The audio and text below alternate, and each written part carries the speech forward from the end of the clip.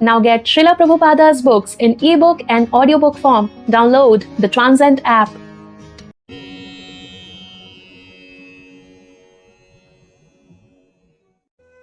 Let's begin with the first chapter of Krishna book entitled as The Advent of Lord Krishna. Once, the world was overburdened by the unnecessary defense force of different kings who were actually demons but were posing themselves as the royal order. At that time, the whole world became perturbed, and the predominating deity of this earth, known as Bhumi, went to see Lord Brahma to tell of her calamities due to the demoniac kings.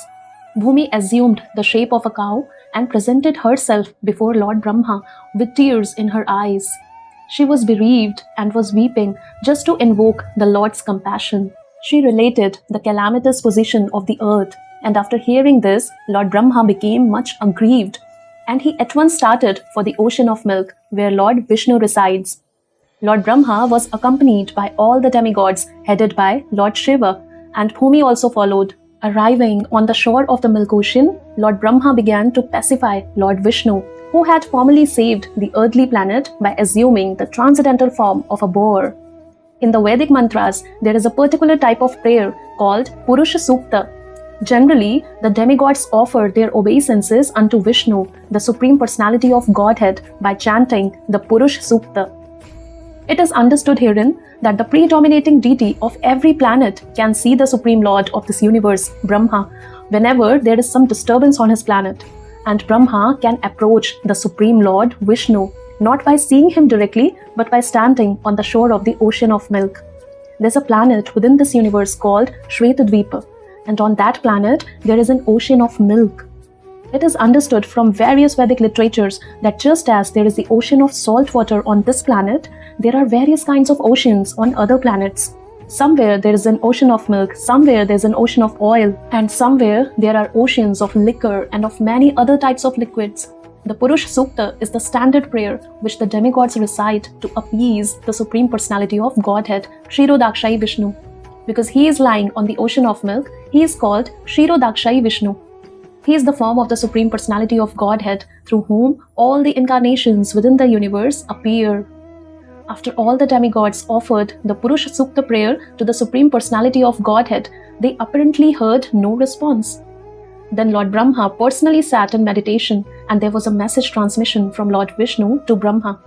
Brahma then broadcast the message to the demigods. That is the system of receiving Vedic knowledge. The Vedic knowledge is received first by Brahma from the Supreme Personality of Godhead through the medium of the heart. As stated in the beginning of Srimad Bhagavatam, Tene Brahma Hirda Ya Adi Kave, the transcendental knowledge of the Vedas was transmitted to Lord Brahma through the heart. Here also, in the same way, only Brahma could understand the message transmitted by Lord Vishnu, and he broadcast it to the demigods for their immediate action. The message was this: the Supreme Personality of Godhead would appear on the earth very soon, along with his supreme powerful potencies, and as long as he remained on the earth planet to execute his mission of annihilating the demons and establishing the devotees, the demigods should also remain there to assist him. They should all immediately take birth in the family of the Yadu dynasty, wherein the Lord would also appear in due course of time. The Supreme Personality of Godhead himself, Krishna, would personally appear as the son of Vasudeva. Before his appearance, all the demigods along with their wives should appear in different pious families in the world just to assist the Lord in executing his mission. The exact word used here is Tat Priyartham, which means the demigods should appear on the earth in order to please the Lord. In other words, any living entity who lives only to satisfy the Lord is a demigod. The demigods were further informed that Ananta, the plenary portion of Lord Krishna, who is maintaining the universal planets by extending his millions of hoods, would also appear on earth before Lord Krishna's appearance. They were also informed that the external potency of Vishnu, Maya, with whom all the conditioned souls are enamored, would also appear by the order of the Supreme Lord just to execute his purpose. After instructing and pacifying all the demigods as well as Bhumi with sweet words, Lord Brahma, the father of all Prajapatis or progenitors of the universal population, departed for his own abode, the highest material planet called Brahmaloka. The leader of the Yadu dynasty, King Shursena, was ruling over the country known as Mathura, wherein lies the city of Mathura, as well as the district known as Shursena, which was named after him. On account of the rule of King Shursena, Mathura became the capital city of all the kings of the Yadus.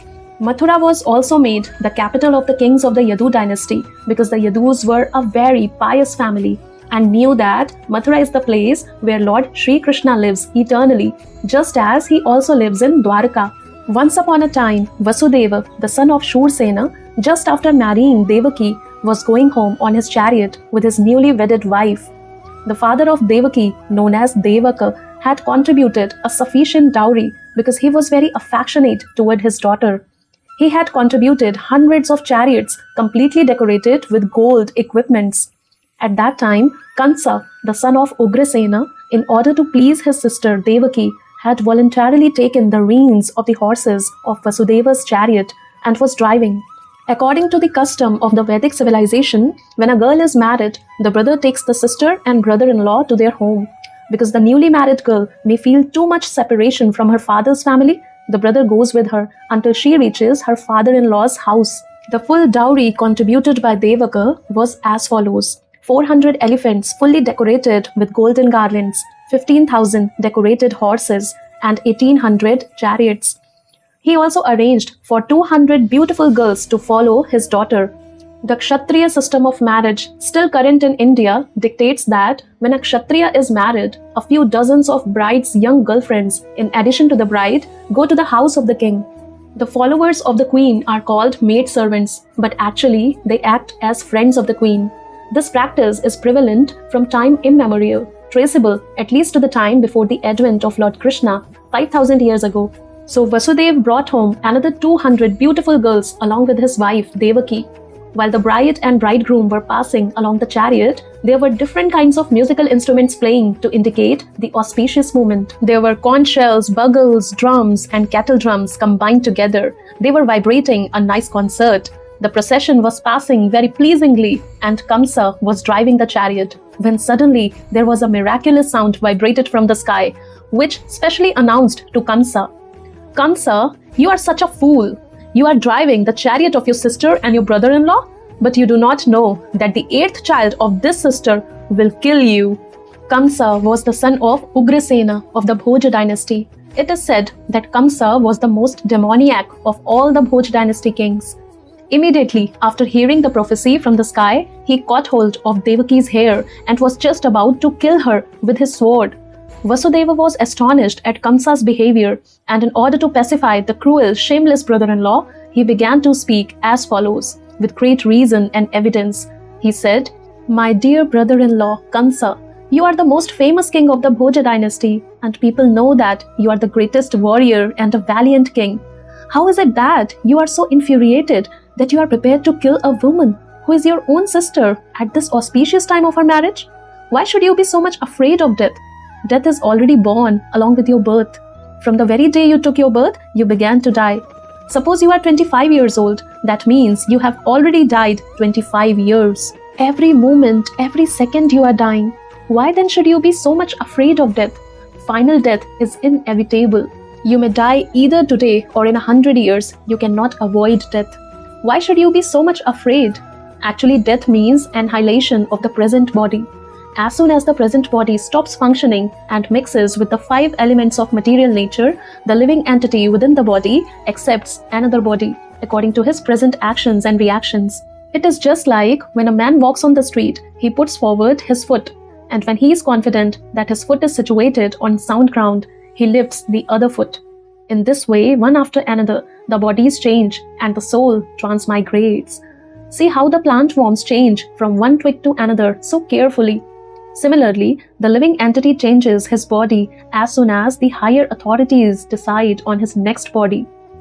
As long as a living entity is conditioned within this material world, he must take material bodies one after another.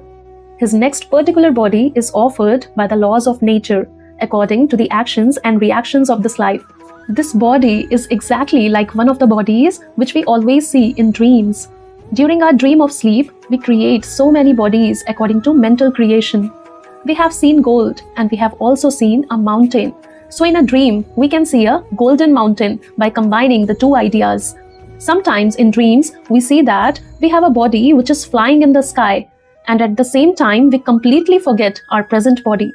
Similarly, these bodies are changing. When you have one body, you forget the past body. During a dream, we may make contact with so many new kinds of bodies, but when we are awake, we forget them all. And actually, these material bodies are the creations of our mental activities. But at the present moment, we do not recollect our past bodies. The nature of the mind is flickering. Sometimes it accepts something, and immediately it rejects the same thing. Accepting and rejecting is the process of the mind in contact with the 5 objects of sense gratification: form, taste, smell, sound, and touch. In its speculative way, the mind comes in touch with the objects of sense gratification. And when the living entity desires a particular type of body, he gets it. Therefore, the body is an offering by the laws of material nature. The living entity accepts a body and comes out again into the material world to enjoy or suffer according to the construction of the body. Unless we have a particular type of body, we cannot enjoy or suffer according to our mental proclivities inherited from the previous life. The particular type of body is actually offered to us according to our mental condition at the time of death. The luminous planets like the sun, moon, or stars reflect themselves in different types of reservoirs like water, oil, or ghee. The reflection moves according to the movement of the reservoir. The reflection of the moon is on the water, and the moving water makes the moon also appear to be moving. But actually, the moon is not moving. Similarly, by mental concoction, the living entity attains different kinds of bodies, although actually he has no connection with such bodies. But on account of illusion, being enchanted by the influence of Maya, the living entity thinks that he belongs to a particular type of body. That is the way of conditioned life. Suppose a living entity is now in a human form of body. He thinks that he belongs to the human community or a particular country or particular place. He identifies himself in that way and unnecessarily prepares for another body, which is not required by him. Such desires and mental concoctions are the cause of different types of bodies. The covering influence of material nature is so strong that the living entity is satisfied in whatever body he gets, and he identifies with that body with great pleasure. Therefore, I beg to request you not to be overwhelmed by the dictation of your mind and body. Vasudeva thus requested Kansa not to be envious of his newly married sister. One should not be envious of anyone, because envy is the cause of fear, both in this world and in the next, when one is before Yamaraja, the lord of punishment after death. Vasudeva appealed to Kamsa on behalf of Devaki, stating that she was his younger sister. She also appealed at an auspicious moment at the time of marriage. A younger sister or brother is supposed to be protected as one's child. The position is overall so delicate, Vasudeva reasoned, that if you kill her, it will go against your high reputation. In this way, Vasudeva tried to pacify Kamsa by good instruction as well as by philosophical discrimination, but Kamsa was not to be pacified because his association was demoniac. Because of his demoniac association, he was a demon, although born in a very high royal family. A demon never cares for any good instruction. He is just like a determined thief. One can give him moral instruction, but it will not be effective. Similarly, those who are demoniac or atheistic by nature can hardly assimilate any good instruction, however authorized it may be. That is the difference between demigods and demons. Those who can accept good instruction and try to live their lives in that way are called demigods, and those who are unable to take such good instruction are called demons. Failing in his attempt to pacify Kamsa, Vasudeva wondered how he would protect his wife Devaki. When there is imminent danger, an intelligent person should try to avoid the dangerous position as far as possible. But if, in spite of endeavoring by all intelligence, one fails to avoid the dangerous position, there is no fault on his part. One should try his best to execute his duties, but if the attempt fails, he is not at fault. Vasudeva thought of his wife as follows: "For the present, let me save the life of Devaki. Then later on, if there are children, I shall see how to save them." He further thought, If in the future I get a child who can kill Kamsa just as Kamsa is thinking, then both Devaki and the child will be saved, because the law of providence is inconceivable. But now, some way or other, let me save the life of Devaki. There is no certainty how a living entity contacts a certain type of body, just as there is no certainty how a blazing fire comes in contact with a certain type of wood in the forest. When there is a forest fire, it is experienced that the blazing fire sometimes leaps over one tree and catches another by the influence of the wind. Similarly, a living entity may be very careful in the matter of executing his duties, but it is still very difficult for him to know what type of body he is going to get in the next life. Maharaj Bharat was very faithfully executing the duties of self-realization, but by chance he developed temporary affection for a deer, and in his next life he had to accept the body of a deer. Vasudeva, after deliberating on how to save his wife, began to speak to Kansa with great respect, although Kansa was the most sinful man. Sometimes it happens that a most virtuous person like Vasudeva has to flatter a person like Kansa, a most vicious person. That is the way of all diplomatic transactions. Although Vasudeva was deeply aggrieved, he smiled outwardly. He addressed the shameless Kamsa in that way because he was so atrocious. Vasudeva said to Kamsa, "My dear brother-in-law, please consider that you have no danger from your sister. You are awaiting some danger because you have heard a prophetic voice in the sky. But the danger is to come from the sons of your sister who are not present now. And who knows, there may or may not be sons in the future.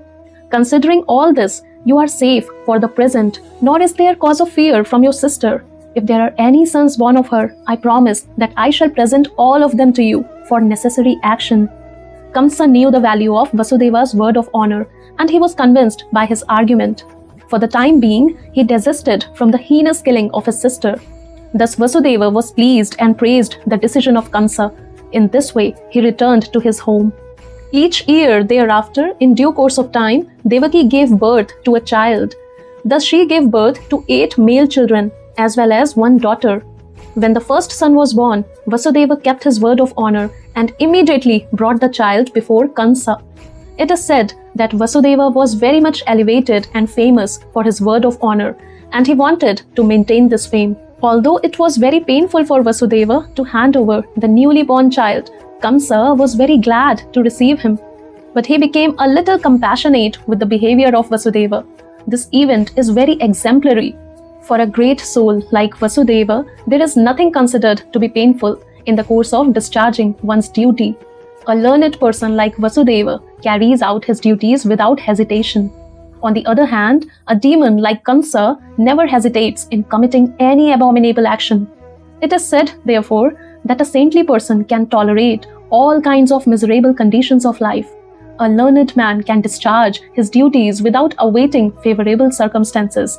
A heinous person like Kamsa can act in any sinful way, and a devotee can sacrifice everything to satisfy the Supreme Personality of Godhead. Kamsa became satisfied by the action of Vasudeva. He was surprised to see Vasudeva keeping his promise, and being compassionate upon him and pleased, he began to speak as follows. "My dear Vasudeva, you need not present this child to me. I am not in danger from this child.